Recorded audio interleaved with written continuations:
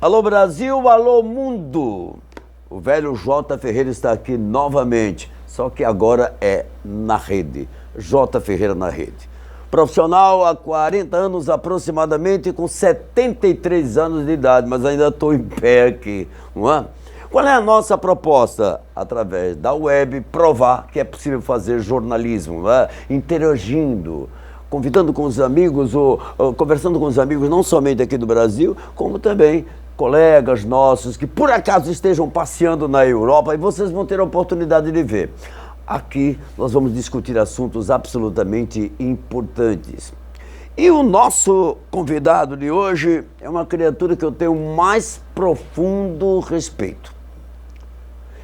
Basta só dizer que ele é um publicitário, doutor advogado também, mestre em História pela Universidade Federal de Pernambuco, especialista em comunicação política e participa de campanhas políticas desde o ano de 1978 e não perde para ninguém.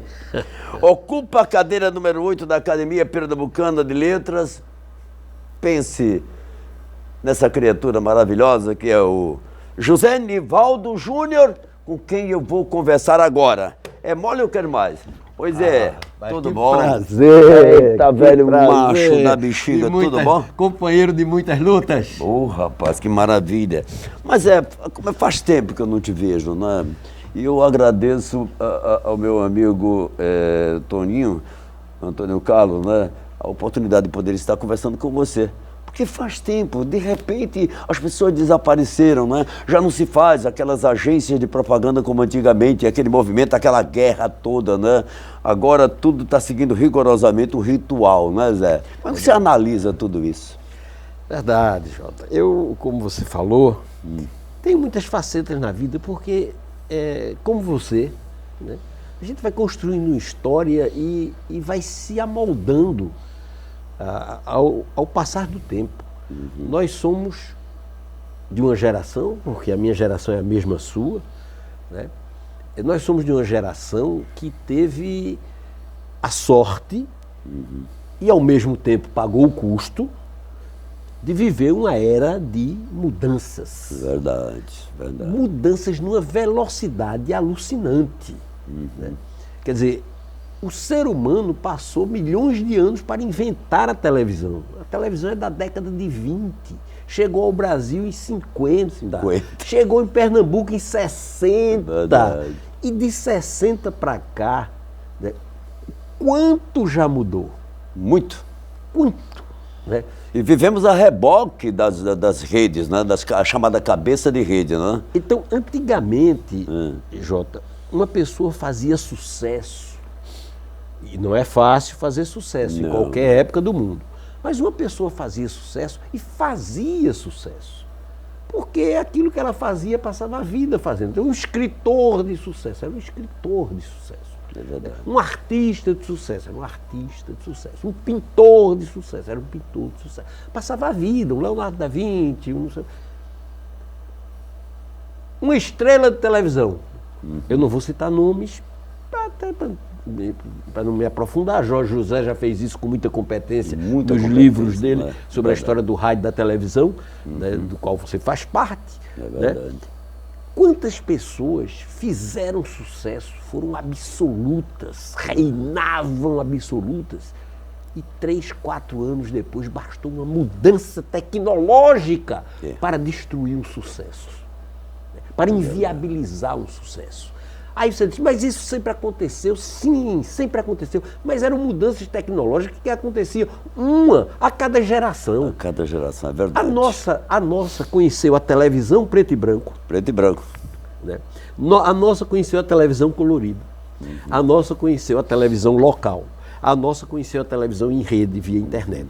A nossa conheceu a televisão digital. A nossa conhece agora a televisão pela web. Que você está, né, entrando com coragem, não com a cara e a coragem, com a coragem do empreendedor que sabe que não pode ficar preso aos conceitos do passado. Verdade. Você Olha, foi e é um profissional de sucesso. Agora, se você continuar fazendo a mesma coisa que você fazia antigamente, você não vai nem ter público. Não sai do canto, né? Então eu lhe admiro muito, inclusive por essa capacidade de estar inovando, ousando inovar. J. Ferreira falando para o mundo. Pois é. Ousadia, né?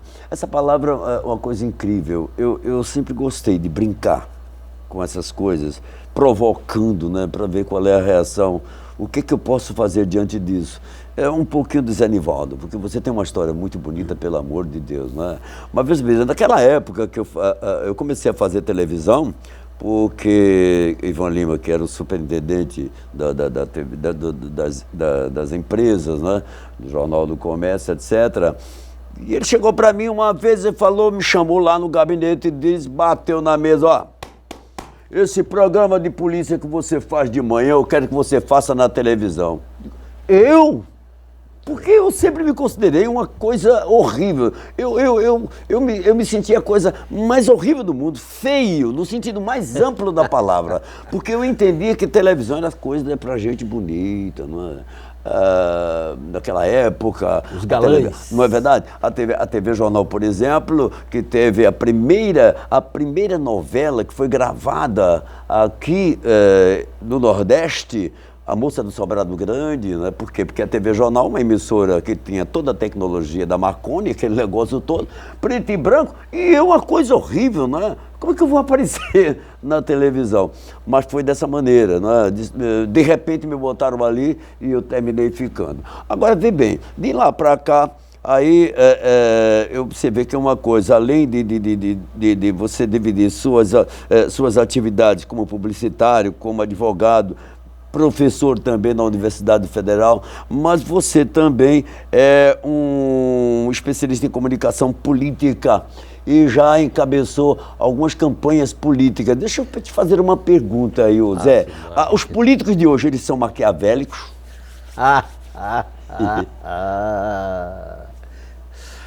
Jota, você sabe, talvez nem todo mundo sabe, eu me permita falar, eu vou fazer um registro, não é nem uma correção. Eu sou advogado realmente, na OAB desde 75, entretanto nunca advoguei. É uma coisa que me serve muito como base teórica e, enfim, para a vida, serviu muito, um curso importante, mas nunca advoguei. Agora, a questão da política, a política entra na minha vida de várias formas. Né? Entrou junto com o jornalismo quando eu tinha 16 anos. Quando eu tinha 16 anos, eu já era correspondente do Diário de Pernambuco, na região de Surubim, no Agreste ali e tal. Já era diretor de um jornal, a região. Eu comecei muito novo. Né? Depois, fui me despertando para a política, fiz política estudantil na época do regime militar, enfim, sofri perseguições, como uma grande parte dos que participavam daquele momento, daquela luta, daquela coisa. E a política nunca saiu do meu sangue. Em 81, eu fiz uma opção.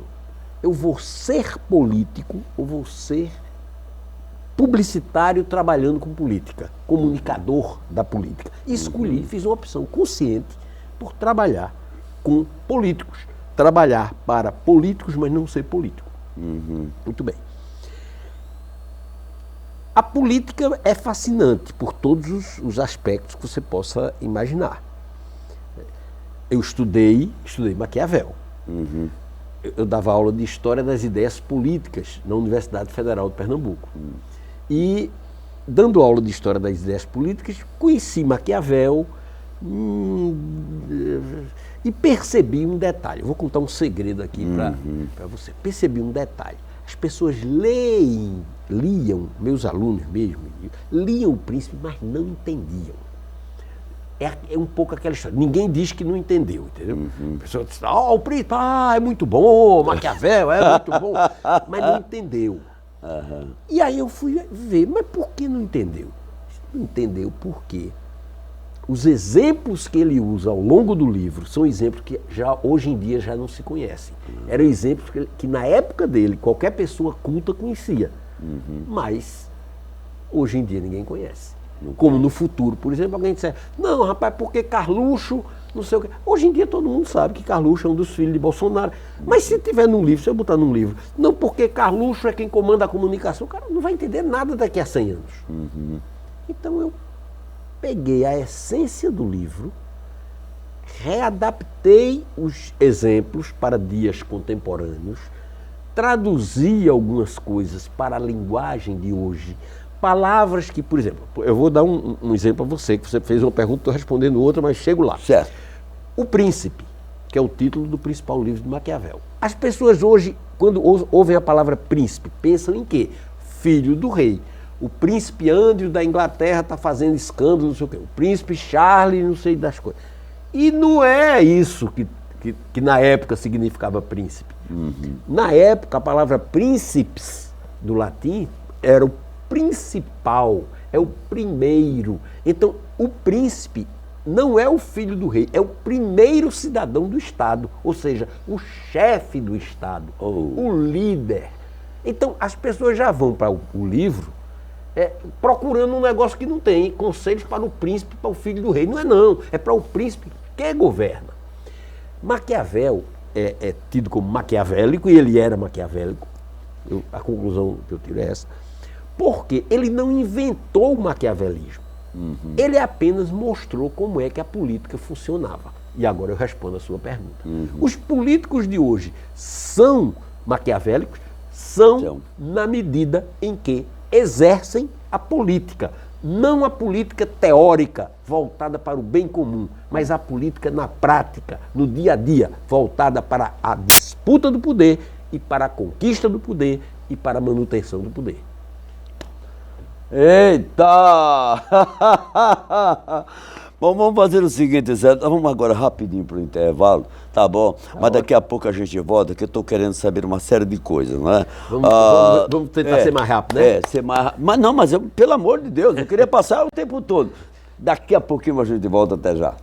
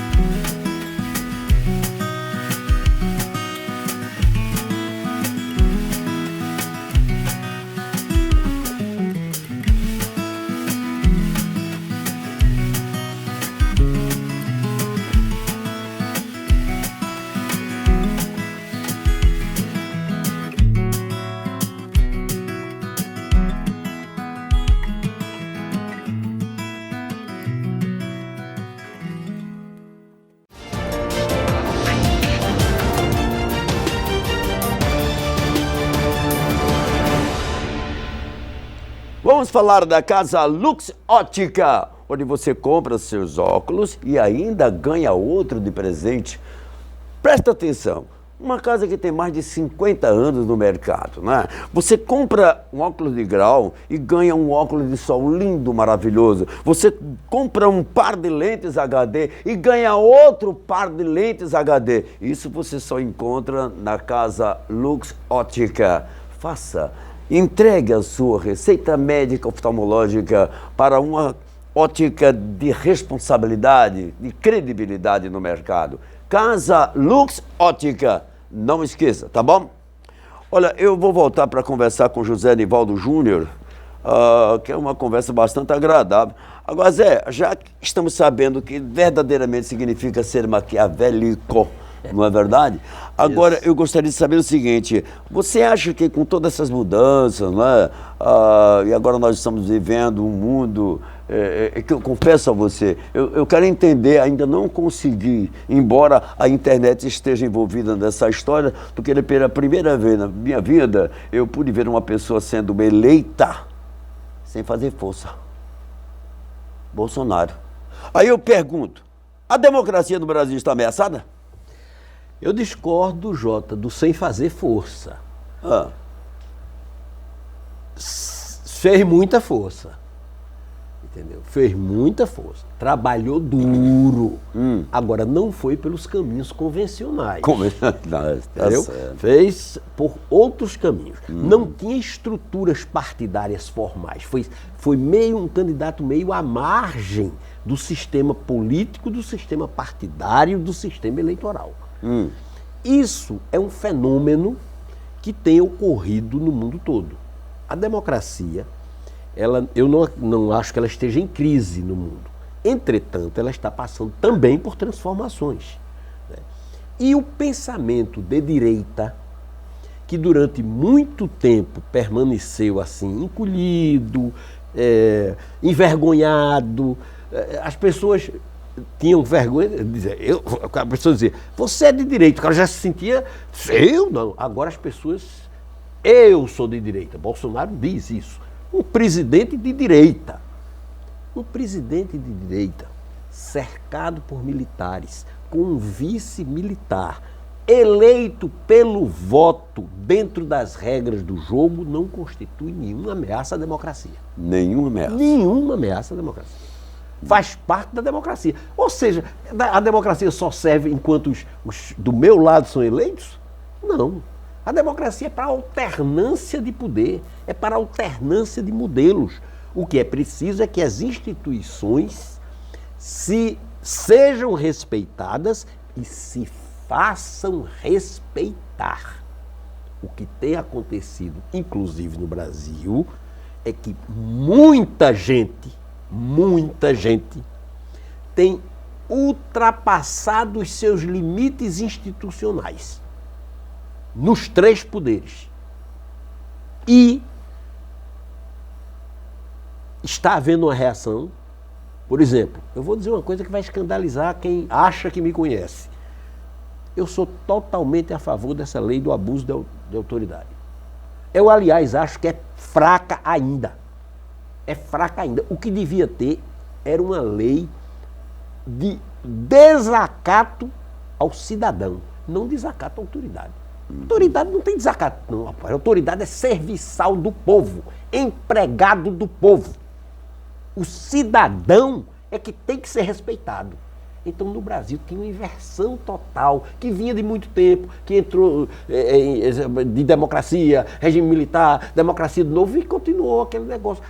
Então, a democracia, para responder objetivamente, não está em risco. Ela está em processo permanente de mudança e espero que de aperfeiçoamento. E que precisa ser defendida, claro, precisa ser defendida, mas não naquela defesa. É golpe, tudo não sei o quê, e tudo é uma ameaça à democracia. Que é isso? A democracia é flexível, a democracia é feita para permitir a convivência dos contrários e dos opostos. Então a democracia está pronta para acomodar essa diferença de pensamentos que existe hoje no Brasil. Maravilha, não é? Agora, Zé, vamos fazer o seguinte, eu tenho uma coisa que eu não posso deixar de perguntar. Pergunta. Nós temos como um orgulho quando falamos dessa a diversidade cultural aqui do Nordeste, particularmente aqui de Pernambuco. Foi você que deu um empurrão, não, foi você que plantou, você criou um alicerce e hoje nós temos Caruaru como um foco de observação nacional e até internacional. O seu São João. Tanto é que ela foi considerada, ou está sendo considerada, e não vai morrer nunca isso, como a capital do forró. E você foi a pessoa responsável para criar tudo isso. Como foi que veio na cabeça? Olha, vamos fazer justiça histórica. A ideia foi do então prefeito de Caruaru, recém-eleito, José Queiroz. Zé Queiroz. a gente ajudou, já que e tal, e tinha a conta da prefeitura, a conta publicitária. A agência ainda era a MMS, que era uma agência de Luiz Montenegro e minha, que continua no mercado com Luiz Montenegro. Eu me afastei desde 90, mas Luiz continua com ela. Então, Zé Queiroz nos procurou com uma questão, disse, eu quero transformar, o São João já estava mudando, eu quero transformar o São João do Caruaru num grande evento. E aí nós caímos em campo. Contamos com importantes parceiros. Cléo Nicés, Mauro, da Bandeirantes, Joézio, do Diário de Pernambuco, e vários outros, eu não quero sair citando, porque foram muitos que contribuíram. Muitos. Nós fizemos a criação, todo mundo se deu as mãos para viabilizar uma coisa diferente que abrisse um novo mercado. Cléo Nicés tinha essa visão assim, Joézio também, Mauro era amigo. E aí a gente juntou e fez a primeira campanha nacional de um evento popular do Nordeste. Graças ao apoio que a Rede Globo deu, cobrando fora de Pernambuco um preço simbólico da prefeitura, para investir, para abrir o mercado. Aí nós passamos em São Paulo, no Rio, no sul do país, em Minas, um comercial improvisado, mas que ficou tão bonitinho, uma das coisas geniais. A gente botou uns bonequinhos numa mesa, umas bandeirinhas de papel soprando para dar ideia, o caba por baixo da mesa mexendo, os bonequinhos que dançavam, não sei o quê. Parecia uma coisa animada, parecia um comercial contemporâneo, né? Isso eu acho que se perdeu, talvez esteja no arquivo da Globo, da MMS, não sei. Então, a gente divulgou isso, divulgou o primeiro outdoor que tinha bandeirola. O outdoor não tinha bandeirola impressa, não, era bandeirola de verdade. O vento soprava, não sei o quê. Então, isso tudo foi chamando a atenção. No ano seguinte, Campina Grande, com Cássio Cunha Lima, prefeito, Campina Grande, era Cássio ou era o pai dele? Agora me atrapalhei. Acho que era Ronaldo. Acho que era Ronaldo. O Ronaldo ou Cássio entrou na parada. Então, Caruaru fez o melhor São João do Brasil, capital do forró. A primeira música foi Jorge de Altinho, que cedeu. Né? Veja que foi uma parceria muito grande. Jorge de Altinho cedeu a música, capital do forró, não cobrou nada. Né? Aquela é a capital do forró, é a capital do forró, é por isso que Caruaru é a capital do forró. É isso mesmo. Pronto, e aí nós fizemos, eu acho que as 10 primeiras campanhas publicitárias do São João do Caruaru foram assinadas pela MMS e depois pela Macplan, a agência que eu criei com Marcelo Teixeira, que é de Caruaru e, enfim. Depois outras agências entraram, levaram adiante o trabalho. Depois eu fiz algumas campanhas do São João de Campina Grande, né?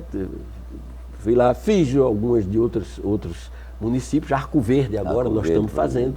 Né? A nossa agência tem feito as campanhas do São João de Arco Verde, de modo que se transformou realmente num grande mercado. Lamentavelmente, eu acho que hoje está um pouquinho, um parafuso à frente do que devia ser. Eu acho que tem que dar uma rodada para trás na questão das atrações e da valorização da cultura local. Mas isso faz parte.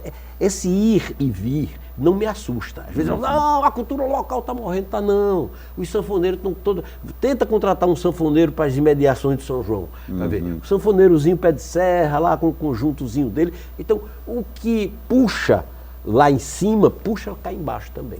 Então, eu não tenho muita discriminação, embora ache que passam do limite. Tem algumas atrações assim, entre 30 ou 50, uma ou duas que não cabiam, mas é muito pouco para o tamanho da festa. Mas isso tem sido motivo de briga, né? Olha que todo ano o pega-pega é violento, né? Eu não, repito, Jota, eu não sou artista, mas eu não tenho medo da concorrência. Eu acho que tem espaço para todo mundo, entendeu? E quando, por exemplo, surgiu o forró universitário em São Paulo, isso é uma deformação do forró. Não, é levando o forró, é abrindo o mercado. Né? Aí o forró das bandas, né? Incorporando públicos que talvez estivessem fora, é uma porta de entrada. Né? As pessoas começam cantando lá Safadão, daqui a pouco estão cantando Luiz Gonzaga. Então isso é uma interação cultural. A cultura também a gente não pode tentar congelar a cultura. Isso vale para o forró, vale para o frevo. Ah, não se faz mais frevo como antigamente. Mas não se faz porque não se faz mais tango como antigamente, não se faz mais fado como antigamente. Não se faz porque antigamente era antigamente. E hoje é hoje. É lógico. O importante é que a gente continue valorizando o de antigamente e acolhendo o de hoje. Agora, Zé, deixa eu só te fazer uma pergunta que eu acho que é importante. Depois de tudo isso, porque a gente pensa que existe um conflito cultural entre o interior e a capital, mas eu gostaria de fugir um pouquinho disso para te fazer uma pergunta que vem na minha cabeça há bastante tempo. O cidadão José Nivaldo Júnior não acredita que o homem foi à Lua no ano de 1969? Eu queria entender. Jota, eu vou tentar explicar rapidamente, porque eu sei que o nosso tempo é curto. Eu não discuto a ida do homem à Lua ou não, porque eu não tenho conhecimentos técnicos, astronáuticos para discutir isso. Agora, como publicitário, como comunicador, como historiador, eu discuto e, com o tempo, desmoralizo aquela transmissão, entre aspas, ao vivo, que não foi ao vivo. E vou lhe explicar rapidamente porque não pode ter sido. Porque não existia tecnologia que possibilitasse uma transmissão ao vivo da Lua com a Terra com sincronia de diálogo. Hoje em dia, toda transmissão via satélite ainda tem delay. É verdade. Você imagine o delay que seria necessário para uma transmissão da antena da Lua, que não existia essa antena lá, mas não existia, para um satélite, que também não existia. Embora a transmissão tenha sido via satélite, mas não estava lá. O tempo do satélite processar a imagem. A remessa da imagem para uma torre na Terra, que remetia para uma emissora que transmitiu, supostamente. Essa emissora distribuía via internet pelo mundo. No Brasil, foi uma antena lá no Rio de Janeiro que captou e remeteu para a rede de televisão.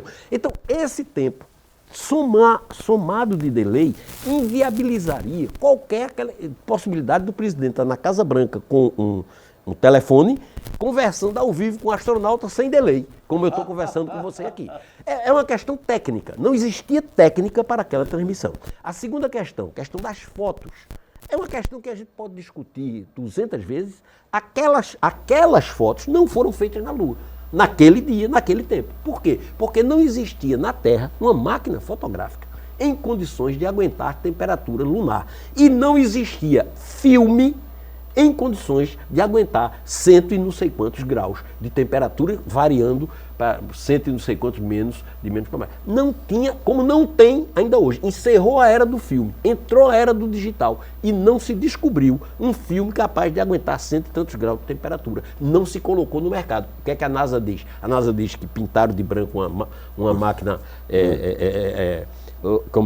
sueca, e que a Kodak desenvolveu um filme especial, né, para aguentar aquelas temperaturas. Esse filme nunca entrou no mercado, nunca foi entregue a nenhum fotógrafo, nunca foi vendido, nunca foi comercializado. A Kodak deixou de fazer filme botando nas caixinhas. Não botar em temperatura acima de 30 graus. Pare para pensar, tire suas conclusões, que eu estou falando com uma pessoa inteligentíssima. Aí, a partir daí, como as provas são falsas, aí abre-se a especulação. O fato também é falso, aí eu deixo a interrogação para cada um tirar suas conclusões. Meu pai morreu e não acreditou que o homem foi para a Lua. Eu quero agradecer de coração ao José Nivaldo Júnior, que ocupa a cadeira número 8 da Academia Pernambucana de Letras. Eu gostaria de conversar mais com esse homem, que esse é um monstro. Tuas ordens, quando você quiser, Jota. Um prazer enorme. Não, mas eu acho que, olha, vai ser um revide, porque muita gente vai mandar o WhatsApp para cá, os e-mails, fazendo perguntas para José Nivaldo Júnior. Tá bom? Muito obrigado, amigo velho, por ter vindo. Para mim foi uma honra. A honra foi minha, Jota. Prazer, satisfação, alegria de lhe reencontrar bem, em forma e up-to-date de tecnologia. Eita. Muito obrigado, um grande abraço a você. Tá bom? Tchau. Bom, agora nós vamos rapidinho para o comercial. Daqui a pouco a gente volta. Até já.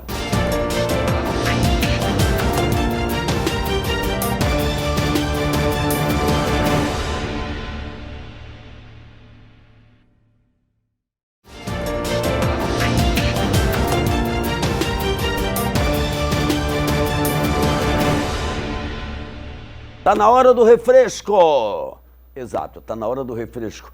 É o momento de uma conversa bem gostosa com os nossos correspondentes. São colegas jornalistas ou não, que se encontram na Europa ou em qualquer parte do mundo, que eles mandam pra gente, não é? Vídeos interessantes. Por exemplo, no Giramundo de hoje, vamos mostrar Zé Luiz, direto de Genebra, na Suíça, mostrando uma coisa interessante. Vamos lá! Aqui de frente ao Gedor, inaugurado em 1886, com a finalidade de regular a pressão da água potável distribuída na cidade, tornou-se um marco, uma atração turística visitada por gente de todo o mundo. Ele pode chegar à altura de 140 metros, depois que foi modernizado, e eleva mais ou menos 7 toneladas de água e uma vazão de 500 litros por segundo. É um programa para todas as idades, um programa para a família. Realmente fica muito bonito num dia ensolarado como esse. E espero um dia, Jota, em breve, com certeza, que você venha visitar Genebra.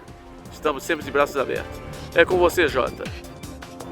Ô Zé, pelo amor de Deus, eu só queria entender, isso chama-se Gedor. É possível se medir como é que se diz? A força da água em Genebra para poder ter esse lago lindo, maravilhoso? Só você mesmo, viu, Zé? Muito obrigado pela sua participação no programa, um grande abraço para você, tá bom? Agora, você está querendo mandar uma mensagem para a gente, uma mensagem de áudio, de vídeo e também uma mensagem de texto? Então anote aqui o nosso WhatsApp, vá, anote o número, tá bom? Observe bem para não esquecer e eu vou ficar aguardando que você me mande essa mensagem para cá. Ou então você pode aproveitar e mandar um e-mail para a gente, tá certo?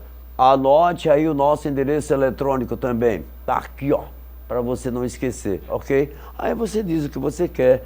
Hoje, por exemplo, nós tivemos a participação do José Nivaldo. Você deve ter muitas perguntas para querer fazer para o José Nivaldo Júnior, não é verdade? Bom, e quero agradecer a você a gentileza de nos honrar com a sua assistência aqui no Brasil ou fora dele. Obrigado e até o próximo encontro. Tchau.